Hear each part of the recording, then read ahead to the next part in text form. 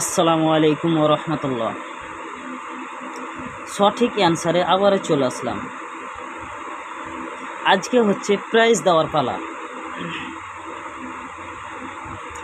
মূলত দুদিন আগে যে প্রশ্নটা দিয়েছিলাম যে আল্লাহ পাক রব্বুল আলামিন কোন নবীর নাম নিজেই রেখেছিলেন, তো এর মূলত সঠিক উত্তর দিয়েছে 10 জন। 10 জনের মধ্যে একজনই ভিন্ন উত্তর দিয়েছে, আলাদা। বাদবাকি 9 জনেরই ঠিক হয়েছে। তা আমাদের একটা রুলস আছে যে প্রাইজ পাবে শুধু একজন। তো উত্তরটা হলো এই যে আল্লাহ পাক রব্বুল আলামিন সূরা মারিয়ামের মধ্যে 19 নম্বর সূরা 7 নম্বর আয়াত আল্লাহ পাক রব্বুল আলামিন বলছে, হে জাকারিয়া, তোমাকে একটা পুত্র সন্তানের সুসংবাদ দিচ্ছি।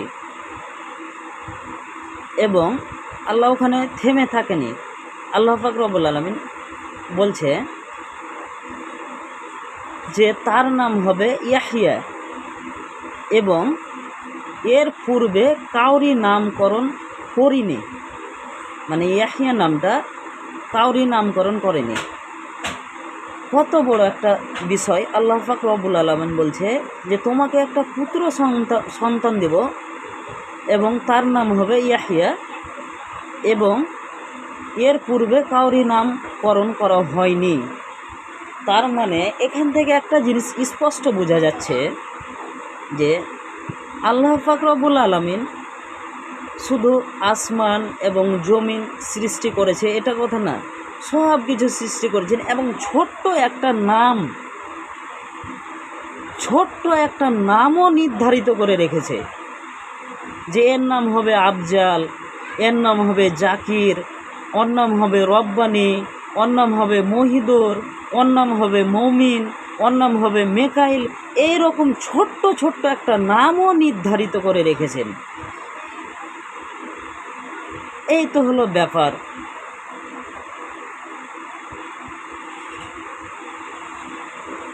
যে যখন আল্লাহ পাক রব্বুল আলামিন জমিনটাকে সৃষ্টি করেন, যেরকম জমিন একটা বড় মজেজা, জমিনটাকে যখন সৃষ্টি করেন জমিনটা তখন কাঁপতো, এভাবে কাঁপছিল, দোলছিল।